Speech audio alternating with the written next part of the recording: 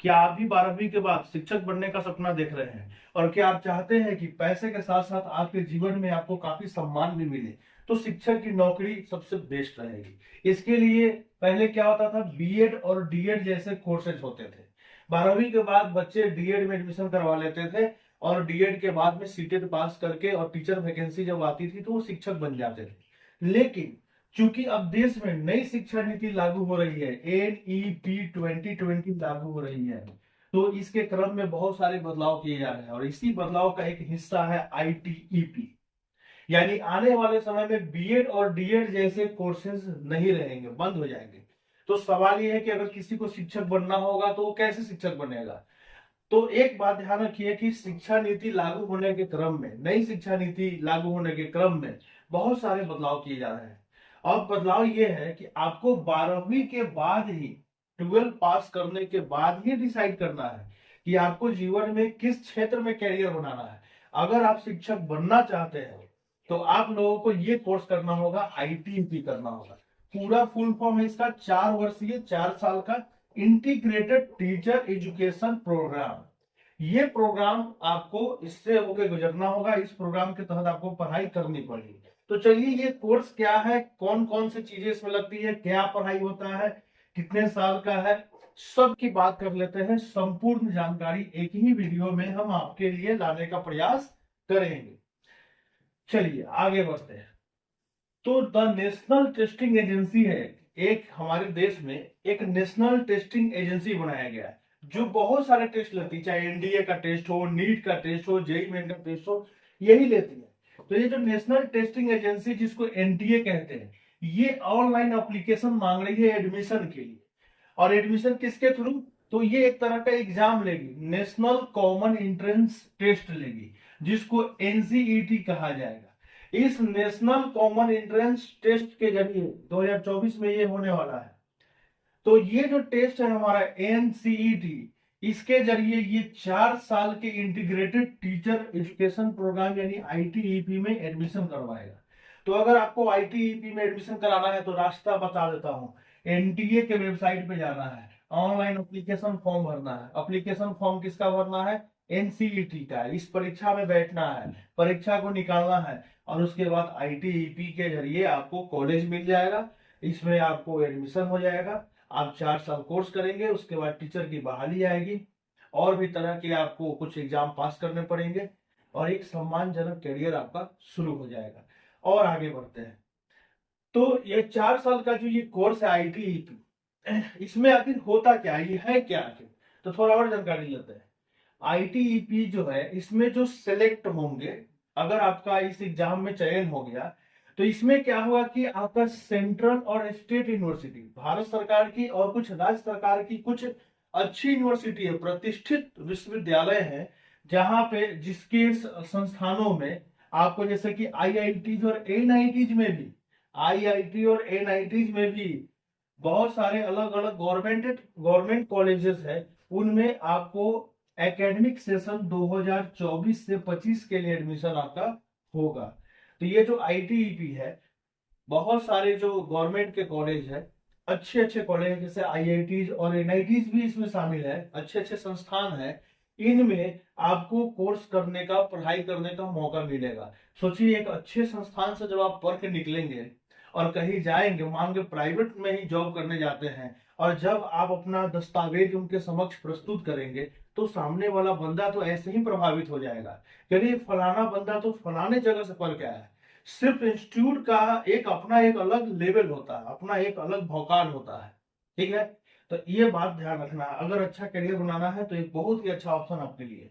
ITEP एक दोहरी विषय वाली शिक्षा कार्यक्रम है। इसमें 2 तरह का शिक्षा कार्यक्रम है, जिसमें स्कूल स्तरीय विशेषज्ञता प्राप्त होती है, खासतौर पर प्राथमिक, माध्यमिक या उच्च माध्यमिक स्तर पर पढ़ाने के लिए शिक्षा शास्त्र और विषय ज्ञान का एक समावेश होता है। यानी कहने का मतलब, आप जैसे एक सिंपल ग्रेजुएशन करते थे फिजिक्स से, केमिस्ट्री से, बायोलॉजी से, हिस्ट्री, ज्योग्राफी, पॉलिटी से, तो वो भी यहाँ होगा, विषय ज्ञान भी आपका होगा। जैसे आप चाहते हैं कि मैं फिजिक्स पढ़ूं 12 के बाद, वो भी पढ़ाया जाएगा। साथ ही साथ आपको शिक्षा शास्त्र यानी कि उस विषय को पढ़ने के बाद अगर आप टीचर बनना चाहते हैं तो फिजिक्स को पढ़ाने का कला क्या है, कैसे पढ़ाएंगे, इसकी भी ट्रेनिंग साथ में इंक्लूड होगी। यानी इसमें दो तरह का कोर्स होगा, एक शिक्षक बनने का कोर्स होगा और एक आपका ग्रेजुएशन होगा, दोनों मिक्स कर दिया गया है। दूसरा विषय है कि आपके द्वारा जो चुना गया विषय होगा, आपको विषय चुनना पड़ेगा ऑनलाइन फॉर्म भरते समय। जैसे फिजिक्स चुन सकते हैं, मैथ चुन सकते हैं, केमिस्ट्री चुन सकते हैं, हिस्ट्री, ज्योग्राफी, पॉलिटी में से कोई भी आपको 3 सब्जेक्ट चुनना पड़ता है। ठीक है, तो उस विषय में आपको स्कूल में अगर आपको पढ़ाना है, ठीक है, ये वही विषय होगा जिसे आप स्कूल में बच्चों को पढ़ाना चाहते हैं। जैसे आप चाहते हैं कि आगे चलकर मैं मैथ का टीचर बनूं, तो आपको आईटीईपी में मैथ चुनना पड़ेगा और उसी के अनुसार आपकी ट्रेनिंग होगी। आप गणित के साथ साथ भौतिक विज्ञान का भी चयन कर सकते हैं। सरल शब्दों में कहें तो आईटीईपी कार्यक्रम के माध्यम से शिक्षा शास्त्र के साथ साथ अपने पसंद के किसी विषय में आपको विशेषज्ञता प्रदान करती है। यानी आप अपने एक विषय के स्पेशलिस्ट बन जाएंगे और साथ ही साथ शिक्षा शास्त्र होगा आपके पास, यानी कि पढ़ाने की कला आपको आ जाएगी, तो आप टीचर बनने का आपका रास्ता साफ हो जाएगा। अब आते थोड़ा और जानकारी लेते हैं कि आईटीईपी है क्या। तो देखिए, इसमें 3 तरह के कोर्सेज जनरली अभी अवेलेबल है। अभी के हिसाब से 3 तरह के कोर्सेज आपको मिलेंगे। पहला है बीए बीएड, बीएससी बीएड और बीकॉम बीएड। अगर आप आर्ट्स के टीचर बनना चाहते हैं तो आपको बीए बीएड करना चाहिए। अगर आप साइंस में जाना चाहते हैं, फिजिक्स केमिस्ट्री मैथ के टीचर बनना चाहते हैं, बायोलॉजी के, तो आपको बीएससी बीएड करना चाहिए। और यदि आप कॉमर्स में जाना चाहते हैं, वाणिज्य में जाना चाहते हैं, तो आप बीकॉम बीएड कर सकते हैं। यानी कहने का मतलब इसमें ग्रेजुएशन भी है और साथ में बीएड भी, दोनों को मिक्स कर दिया गया है और 4 साल का एक कोर्स बना दिया गया है। इसमें 3 लेवल की तैयारियां होगी। यानी अब आपको चूज करना है कि आप किस लेवल के टीचर बनना चाहेंगे। अगर आप प्रिपरेटरी लेवल जाना चाहते हैं, प्रिपरेटरी मतलब बहुत छोटे लेवल में, जो बच्चा सा होता है ना, एलकेजी यूकेजी 1 2 3 क्लास, ये प्रिपरेटरी लेवल यानी ऐसा समझिए प्राइमरी लेवल के टीचर बन सकते हैं। फिर ये मिडिल लेवल में आ जाएंगे। मिडिल में आपको यानी कि वही 8वां क्लास से लेके 10वीं तक, या यूं कहे तो 6ठा से लेके 9वीं 10वीं तक आ सकता है मिडिल वाला। और एक हो जाएगा सेकेंडरी, जो कि आपका हो जाएगा 11वीं से लेकर 12वीं तक, या उसमें मैट्रिक भी शामिल हो सकता है। तो 3 लेवल, जैसे अभी हम लोग के इधर 3 तरह के स्कूल, एक है प्राइमरी स्कूल, एक होता है मिडिल स्कूल और एक होता है सेकेंडरी, यानी कि जहाँ पे मैट्रिक से लेके इंटर तक की पढ़ाई होती है। तो ये 3 लेवल होंगे, ये कोर्सेस करने होंगे आपको, ये 3 लेवल मिलेंगे। अब आपको जैसा रैंक आएगा, जैसा एग्जाम आएगा, हर कॉलेज में, किसी कॉलेज में ये तीनों हो सकता है, किसी कॉलेज में कोई 2 हो सकता है, किसी कॉलेज में कोई 1 हो सकता है। अब आपको डिसाइड करना आप किस लेवल के टीचर बनना चाहते हैं। उस लेवल में आपको उस सब्जेक्ट से बीएससी बीएड या बीकॉम बीएड करना होगा। ठीक है, हम तो आपको सलाह देंगे कि जब आप कर ही रहे हैं तो थोड़ा हायर सेक्शन की तरफ जाइएगा। और हर कॉलेज में जनरली 50 से 100 सीट होंगे, 50 से 100 सीट आपको मिल जाएंगे। अब आगे आते हैं, थोड़ा और डिटेल से जाते हैं। राष्ट्रीय परीक्षा एजेंसी एनटीए के जरिए शैक्षणिक सत्र 2024 से 25 के लिए राष्ट्रीय टीचर्स पात्रता परीक्षा एनसीईटी की कराई जा रही है। इसका आयोजन होने वाला है। इसका आयोजन जो है, इस एग्जाम का आयोजन 178 शहरों में होगा, पूरे देश के 178 शहरों में होगा और 13 माध्यमों में होगा, यानी 13 भाषाओं में परीक्षा होगा। उन 13 में से आपको जो अच्छा लगता है, हिंदी अच्छा लगता है, उर्दू अच्छा लगता है, अंग्रेजी अच्छा लगता है, बांग्ला अच्छा लगता है, जो भी भाषा आपको पसंद है उस अपनी भाषा में आप एग्जाम दे सकते हैं। और 178 शहरों में एग्जाम होगा पूरे देश के। कंप्यूटर आधारित एग्जाम होगा, सीबीटी होगा, मतलब कंप्यूटर आधारित टेस्ट होगा। जैसे अभी बहुत सारे एग्जाम कंप्यूटर पे होता है, तो ये जो है वो वाला नहीं है, ऑफलाइन मोड में नहीं होगा, ऑनलाइन मोड में एग्जाम होगा। तो ये बात आपको ध्यान में रखना है। एनसीईटी आईटीईपी एलिजिबिलिटी क्राइटेरिया की बात करते हैं, कौन कौन से लोग योग्य होंगे, कौन कौन से अभ्यर्थी योग्य होंगे इसमें फॉर्म डालने के लिए, योग्यता की बात करते हैं। तो जो उम्मीदवार कक्षा 12 या उसके समकक्ष पास है, यानी आप या तो 12 पास है, इंटरमीडिएट पास है, आईएससी पास है, आईकॉम पास है, आईए पास है, या अगर आप इसके समकक्ष पास है, कुछ ऐसे कोर्सेज भी है बिहार में और देश में भी जिसको क्लास 12 के समकक्ष माना गया है। जैसे आईटीआई की बात करें तो आईटीआई को आईएससी के समकक्ष माना गया है। तो ऐसे कोई कोर्स आपने किया है जो कि आईएससी आईकॉम और आईए नहीं है, फिर भी उसको अगर 12वीं के समकक्ष माना गया है, तो भी आप आवेदन कर सकते हैं और किसी भी उम्र के हो सकते हैं, उम्र के लिए कोई सीमा यहाँ तय नहीं है, ये चीज ध्यान में रखना है। वे एनसीईटी 2024 परीक्षा में शामिल हो सकते हैं। ये दो चीज आपको पैरामीटर ध्यान में रखना है।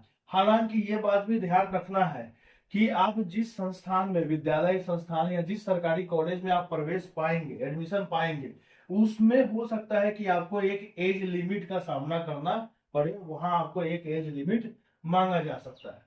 तो ये आपको थोड़ा ध्यान में रखना होगा। अब आते हैं एग्जामिनेशन की बात करते हैं कि ठीक है सर, अब हम समझ गए कि ये बहुत अच्छा कोर्स है, इसमें हम जा सकते हैं, करियर बना सकते हैं, तो कैसे जाएंगे, एग्जाम कैसे होगा, एग्जाम के बारे में बात करते हैं। मीडियम ऑफ एग्जामिनेशन की बात करें तो क्वेश्चन जो आपका होगा वो आपको कई भाषाओं में होगा, 13 भाषाओं में क्वेश्चन होगा। आपको चूज करना है कि आप किस भाषा में एग्जाम देना चाहते हैं। तो आपके लिए मेन मेन जो भाषा है आजकल, जैसे इंग्लिश, हिंदी और आपको जो है उर्दू, ये 3 तरह की भाषाएं हैं। और उसके अलावा अगर आप किसी रीजनल क्षेत्र में अपनी रीजनल भाषा में अगर एग्जाम देना चाहते हैं, जैसे आसामी, बंगाली, गुजराती, कन्नड़ा, तो आप उसमें भी एग्जाम दे सकते हैं। तो ये आप समझ गए। उसके बाद आगे चलते हैं, स्कीम ऑफ एग्जामिनेशन की बात करें कि एग्जाम कैसा होगा, पैटर्न कैसा होगा, तो थोड़ा समझते हैं इसको अच्छे से। आपका जो एग्जाम होगा वो कंप्यूटर बेस्ड होगा, यानी कंप्यूटर पे ऑनलाइन एग्जाम होगा, कहीं सेंटर पड़ेगा, वहां जाके एग्जाम देना होगा। टेस्ट पैटर्न की बात करें तो ऑब्जेक्टिव क्वेश्चन रहेगा with multiple choice questions. Objective question रहेंगे जैसे आपका ऑब्जेक्टिव एग्जाम होता है उस टाइप का रहेगा, एमसीक्यूज रहेंगे। मीडियम की बात करें तो 13 भाषाओं में आप एग्जाम दे सकते हैं, 13 भाषाओं में से कोई एक भाषा आपको चुन लेना है।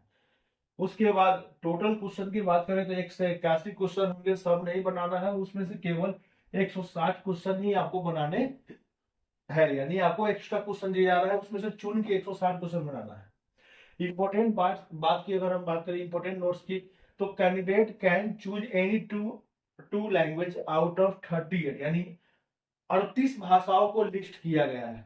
ठीक है, 80 भाषाओं में से कोई 2 भाषा आपको एग्जाम देना होगा, 2 भाषा का पेपर होगा आपका। तो 38 लैंग्वेज पेपर्स में से 2 लैंग्वेजेस आपको देने होंगे। उसके अलावा जो है, जो लैंग्वेज 1 और 2 कहलाएंगे, उसके अलावा कैंडिडेट को अपना एक डोमेन स्पेसिफिक सब्जेक्ट चुनना होगा। 26 सब्जेक्ट आपको दिए जाएंगे, 26 सब्जेक्ट जैसे physics, chemistry, math, biology, history, geography, polity, ऐसे करके 26 सब्जेक्ट है। और उन 26 में से आपको अपना कोई 3, जैसे फिजिक्स, केमिस्ट्री, बायोलॉजी आपने चुन लिया, फिजिक्स, केमिस्ट्री, मैथ चुन लिया, हिस्ट्री, ज्योग्राफी, पॉलिटी चुन लिया, कोई 3 सब्जेक्ट आपको चुनने पड़ेंगे।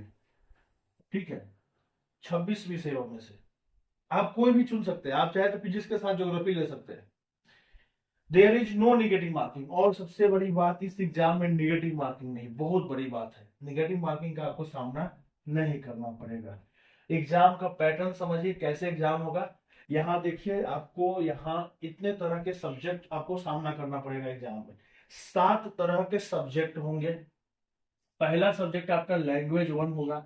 जैसे मान लेते हैं, जैसे आप हिंदी भाषी क्षेत्र से आते हैं, आपने पहला लैंग्वेज हिंदी रख लिया, तो दूसरा आप क्या संस्कृत या उर्दू, या ज्यादातर लोग इंग्लिश लेते हैं, आपने दूसरा भाषा इंग्लिश ले लिया। तो आपको 23 प्रश्न रहेंगे हिंदी से, 23 प्रश्न रहेंगे इंग्लिश से। उसके बाद टीचिंग एप्टीट्यूड, ये सबके लिए होगा, सबको देना पड़ेगा, चाहे वो कोई भी सब्जेक्ट चुनता हो। इसमें टीचर का क्या क्या गुण होना चाहिए, आप कैसे पढ़ाएंगे। अगर मान के आज के आज अगर आपको पढ़ाने के लिए भेज दें, तो आपकी क्या एप्टीट्यूड है, आपकी मनोवृत्ति क्या है, शिक्षक के नजरिए से आपके इससे संबंधित 23 क्वेश्चन होंगे। जनरल टेस्ट होगा आपका, इनमें जीके वगैरह उससे पूछा जाएगा। और डोमेन सब्जेक्ट, यानी जैसे अगर आपने मैथ चुना है पहला सब्जेक्ट, फिर दूसरा सब्जेक्ट अगर आपने फिजिक्स चुना है, तीसरा सब्जेक्ट आपने केमिस्ट्री चुना है, तो ये जो डोमेन सब्जेक्ट 1, सब्जेक्ट 2 और सब्जेक्ट 3, इससे क्वेश्चन रहेंगे। 28 क्वेश्चन रहेंगे, टोटल 181 क्वेश्चन रहेंगे। सारे क्वेश्चन नहीं बनाने हैं, 23 में 20 बनाना है, 28 में 25 बनाना है, यानी 3-3 क्वेश्चन छोड़ देना है। टोटल क्वेश्चन आपको कितने बनाने हैं, 160 बनाने हैं। तो 181 में 160 क्वेश्चन बनाने हैं, तो इसको ध्यान में रखना है। तो सेक्शन 1 में आपको क्या करना, 38 भाषाओं में से कोई एक भाषा चुन लेना है। जैसे आपने हिंदी चुन लिया, और वो दोबारा आप हिंदी नहीं चुन सकते, अब हिंदी को छोड़ के कोई और भाषा आपको चुनना होगा। तो ये बारे में लैंग्वेज 2 है। और ये जो है कंपलसरी है सबके लिए, चाहे वो आप आर्ट्स के हो, कॉमर्स के हो, या किसी बैकग्राउंड के हो। ये तो आपको 3 और 4 नंबर सब्जेक्ट सबको देना है, और ये आपको खुद से चुनना पड़ेगा। आप डिसाइड कीजिए वो 3 सब्जेक्ट आपके ग्रेजुएशन में कौन सा होगा। और अगला है हमारा एग्जाम ड्यूरेशन, परीक्षा की अवधि। तो आवेदकों की संख्या और विषय विकल्पों के आधार पे परीक्षा कई दिनों और कई पालियों में आयोजित की जा सकती है। यानी परीक्षा का कोई जरूरी नहीं है कि सारा विषय एक के बार में हो जाए। हो सकता है कि अब चूंकि इतने 7 तरह के सब्जेक्ट है, अब एक बार में उतना कैसे ले लेगा एग्जाम, तो हो सकता है कि आपको कई पालियों में बांट दिया जाए। जैसे किसी दिन ये जनरल टेस्ट और टीचर एप्टीट्यूड वाला जो टेस्ट है वो एक साथ सबका ले लिया जाए, फिर फिजिक्स वाला ये बाद में, केमिस्ट्री बाद में, ऐसे करके ले सकता है। तो ध्यान रखिएगा, एग्जाम देश के कई शहरों में आयोजित होगा, उसमें से कोई एक शहर में आपका सेंटर पड़ सकता है। दूसरी बात, एग्जाम कई दिनों तक हो सकता है कि एक दिन में समाप्त ना हो, और हो सकता है अगर एक दिन में करें तो कई पालियों में हो सकता है, प्रथम पाली द्वितीय पाली में समाप्त होगा एग्जाम। तो ये बात आपको ध्यान में रखना है। परीक्षा का सिलेबस की बात करते हैं, सिलेबस पे आते हैं, बहुत इंपॉर्टेंट सेक्शन। अगर आप इस एग्जाम में बैठना चाहते हो तो सिलेबस क्या होगा। तो सेक्शन 1 यानी लैंग्वेज की बात करते हैं, क्या जांचा जाएगा, आपसे क्या पूछा जाएगा। तो सबसे पहले आपकी पढ़ने की समझ है कि नहीं। उसमें क्या होगा, आपको कोई, जैसे जनरली हिंदी के एग्जाम, जैसे माने आपने हिंदी लिया है तो जनरली एक गद्यांश तो जरूर रहेगा, एक गद्यांश दे देगा, उसमें से कुछ क्वेश्चन दे देगा, ग्रामर वगैरह भी रहेंगे, साहित्यिक अभिरुचि और शब्दावली आपके जांचे जाएंगे। क्या आएगा, ये परीक्षा आपकी चुनी हुई भाषाओं को समझने और उससे कुशलता को परखेगी कि आपको उस भाषा की समझ अच्छे से है कि नहीं, आप अच्छे से इस्तेमाल कर पा रहे कि नहीं, समझ पा रहे कि नहीं, यही आपको परखा जाएगा।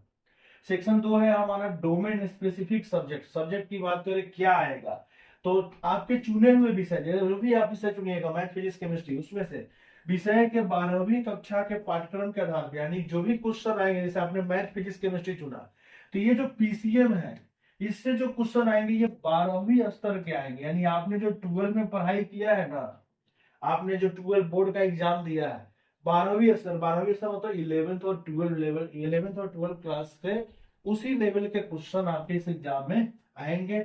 और हमें उम्मीद है कि नीट लेवल का क्वेश्चन हो सकता है, इसमें न्यूमेरिकल वगैरह भी अच्छा खासा हो सकता है। सामान्य जनरल टेस्ट की अगर बात करें तो उसमें सामान्य ज्ञान पूछा जाएगा, जिसे करंट अफेयर्स, ऐतिहासिक तथ्य, विभिन्न विषयों का व्यापक ज्ञान, जैसे आपको हिस्ट्री, ज्योग्राफी, पॉलिटी वगैरह से भी क्वेश्चन रह सकते हैं। करंट अफेयर्स मतलब अखबारों में जो चल रहा है उससे भी क्वेश्चन आ सकता है। करंट अफेयर्स में जैसे भारत और दुनिया में जो भी घटनाएं हुई है हाल फिलहाल में, उससे क्वेश्चन रह सकते हैं। सामान्य मानसिक क्षमता में जैसे कि तर्क, समस्या समाधान, यानी रीजनिंग वगैरह के भी क्वेश्चन हो सकते हैं। संख्यात्मक क्षमता में जैसे आपको गणित, डेटा व्याख्या, संख्यांक, ये सब से क्वेश्चन आ सकते हैं। यानी कहने का मतलब मैथ से भी कुछ क्वेश्चन रहेंगे, कुछ रीजनिंग से रहेंगे, कुछ जीके जीएस से रहेंगे। मात्रात्मक रीजनिंग भी हो सकता है, और तार्किक और विश्लेषणात्मक रीजनिंग भी हो सकता है। यानी कहने का मतलब रीजनिंग, मैथ, यानी मैथ में ज्यादातर अंक गणित हो सकता है, और आपका जीके जीएस, करंट अफेयर्स, इससे क्वेश्चन रहेगा जनरल टेस्ट वाले पेपर में। सेक्शन 4 की बात करें, टीचिंग एप्टीट्यूड में क्या पूछा जाएगा, क्या आएगा, तो ये खंड विभिन्न विषयों को पढ़ाने की आपकी क्षमता और योग्यता का आकलन करेगी। सामान्य शिक्षण सिद्धांत आपको पढ़ने हो सकते हैं, जैसे प्रभावी शिक्षण विधियां, यानी पढ़ाने के कौन कौन सी विधियां है, कक्षा प्रबंधन, यानी कि क्लास को मैनेजमेंट आप कैसे करेंगे, छात्र का मूल्यांकन यानी उसका जांच कैसे करेंगे, सकारात्मक सीखने का वातावरण कैसे बनाएंगे, इसी से रिलेटेड क्वेश्चन रह सकते हैं। विषय विशिष्ट शास्त्र भी हो सकता है, जैसे अगर आप विज्ञान पढ़ाने के लिए शिक्षक बनना चाहते हैं, यदि या आप मैथ के शिक्षक बनना चाहते हैं, तो उस विषय के पढ़ाने के लिए आपके पास कौन कौन से गुण हो सकते हैं, क्या रणनीतियां और क्या दृष्टिकोण होगा उस विषय को अगर आपको पढ़ाना है, तो आपके दृष्टिकोण को जांचा जाएगा कि अगर आप मैथ पढ़ाते हैं तो कैसे पढ़ाएंगे, इससे रिलेटेड क्वेश्चन रहेंगे। संचार कौशल रहेगा, कक्षा में स्पष्टीकरण और आकर्षक प्रस्तुति सहित प्रभावी संचार। संचार मतलब आप बच्चों के साथ कैसे जुड़ेंगे, अपनी बात को उन तक कैसे पहुंचाएंगे, इससे रिलेटेड क्वेश्चन रह सकता है। और सीखने का मनोविज्ञान, यानी कि इसको हम लोग बोलते हैं लर्निंग साइकोलॉजी, बहुत इंपॉर्टेंट है। ये शिक्षार्थी कैसे सीखते हैं, कैसे ज्ञान को प्राप्त करते हैं, इससे रिलेटेड जो भी थ्योरी, जो भी सिद्धांत है वो आएगा। यानी ये जो पेपर आप देख रहे हैं ना, ये पेपर ये जनरली साइकोलॉजी में आता है, इसको हम लोग बोलते हैं चाइल्ड साइकोलॉजी। जो लोग सीटेट का एग्जाम का तैयारी करते हैं ना, सीटेट एग्जाम का, बस वही सिलेबस है। सीटेट एग्जाम का जो तैयारी करते हैं, जिसमें बच्चे के सीखने के कौन कौन से चरण होते हैं, कैसे सीखते हैं, कौन कौन से सिद्धांत है। तो सीटेट वगैरह वाला अगर आप वीडियो या कुछ नोट्स वगैरह देखिएगा तो आपको समझ में आ जाएगा। आगे आते हैं, अतिरिक्त सुझाव मैं आपको देना चाहूंगा कि 12वीं कक्षा की पाठ्य पुस्तकों का अध्ययन करें। जो भी आपने क्लास 12 स्तर तक पढ़ा है, 11-12 तक, उसको थोड़ा अच्छे से पढ़ेंगे। मानसिक क्षमता और तर्क से संबंधित समस्याओं का थोड़ा सा प्रैक्टिस कर लेंगे, यानी कहने का मतलब मैथ और रीजनिंग का थोड़ा सा आपको क्या करना होगा, प्रैक्टिस करना होगा। समाचार वगैरह के स्रोतों से कुछ समाचार में या न्यूज में जो आजकल चल रहा है, जो भी घटनाएं घटित हो रही है देश दुनिया में, उस पर थोड़ा नजर बनाए रखेंगे। और शिक्षण विधि और कक्षा प्रबंधन संबंधी अगर कोई नोट्स वगैरह मिल जाए कहीं से, तो उसको अच्छे से थोड़ा सा पढ़ेंगे, कहीं से नोट्स या किताब लेकर इसकी तैयारी करेंगे। अब देखिए इतने सारे विषय है, 26 301 से लेकर 326 कोड है सभी विषय का। इतने सारे सब्जेक्ट आपको मिलेंगे, इसमें से कोई 3 सब्जेक्ट चुनना है जो नामी चलता है। सबसे ज्यादा जिसमें वैकेंसी जाती है वो है biology, chemistry, geography, history, home science, physics, polity, psychology, Sanskrit, sociology, math. ये जो सब्जेक्ट है ये नामी सब्जेक्ट। ध्यान देने वाली बात एक चीज और है कि यहाँ पे कुछ कॉलेजेस के लिस्ट दिए गए हैं, कुछ कॉलेज या सेंट्रल या स्टेट यूनिवर्सिटीज के लिस्ट दिए गए हैं, जिसमें आईआईटी और एनआईटीज भी शामिल है। तो किन किन संस्थानों में आप एडमिशन करा सकते हैं, कहाँ कितना सीट है, कौन सा कोर्स कर सकते हैं, पूरा डिटेल दिया हुआ है। जैसे एग्जाम्पल के तौर पे पहला जैसे हमारा हरियाणा है, दूसरा पंजाब, जैसे पंजाब वाले को उठाते हैं तो 2 नंबर पे पंजाब स्टेट दिया गया। पंजाब स्टेट में रीजन दिया गया कि किस रीजन में ये कॉलेजेस मिलेंगे। यहाँ यूनिवर्सिटी का नाम दिया गया है, गुरु नानक देव यूनिवर्सिटी दिया गया, उनका पता भी दिया गया है। इस यूनिवर्सिटी में 3 तरह के कोर्स अलॉट किए गए हैं, बीए बीएड, बीएससी बीएड और बीकॉम बीएड। और ये तीनों कोर्सेज जो है सेकेंडरी लेवल के लिए, सेकेंडरी मतलब हाई स्कूल के टीचर बनने के लिए ये जो कोर्स होगा उसके लिए दिया गया है। और हर सेक्शन में, हर यूनिट में 50-50 सीट अलॉट किया गया है। जैसे बीए बीएड में 50 सीट, बीएससी बीएड में 50 सीट, बीकॉम बीएड में 50 सीट। इसी तरह से बहुत सारे कॉलेजेस के लिस्ट यहाँ दिए गए हैं। आप अपने पसंद के स्टेट के कॉलेजेस को देख सकते हैं। हरियाणा, पंजाब, दिल्ली, बहुत सारे कॉलेजेस आपको दिए गए हैं। जम्मू कश्मीर, उत्तराखंड, दिल्ली, मध्य प्रदेश, राजस्थान, उसके बाद उड़ीसा, आसाम, वेस्ट बंगाल, केरला, तेलंगाना, तमिलनाडु, इतने सारे आपको स्टेट यहाँ दिए गए हैं। कुछ स्टेट्स मैं यहाँ पे ढूंढ रहा हूँ, जैसे कि बिहार ढूंढ रहा हूँ, तो बिहार तो अभी मिल नहीं रहा है। ज्यादातर ये दिल्ली के आसपास के स्टेट्स है। और कुछ ऐसे महाराष्ट्र भी दिया है, गुजरात भी दिया हुआ है, राजस्थान भी है, छत्तीसगढ़, तमिलनाडु, केरला, मिजोरम, असम। बस इतना ही है। 64 आपको अभी तक 64 स्टेट्स, 64 इंस्टीट्यूट के नाम यहाँ दिए हुए हैं। तो आप देख लीजिए कि आपके पड़ोस का कौन सा स्टेट है, क्योंकि बहुत ही अच्छा ये कोर्स होने वाला है। तो आपके पड़ोस में अगर कोई कोर्स, कोई राज्य है जहां आप जाकर पढ़ाई कर सकते हैं, जैसे बहुत लोग दिल्ली जा सकते हैं, तो दिल्ली में भी बहुत सारे यूनिवर्सिटीज है और उनके बारे में दिया हुआ है। जैसे कुछ कॉलेजेस में आपको सेकेंडरी यानी हाई स्कूल, फिर आपको मिडिल स्कूल और फिर आपको प्रिपरेटरी स्कूल, तीनों अलग अलग लेवल के टीचर्स की भी सीट अलॉट की गई है। आप उसको देख सकते हैं। ठीक है, तो आज के लिए इतना ही रहने देता है।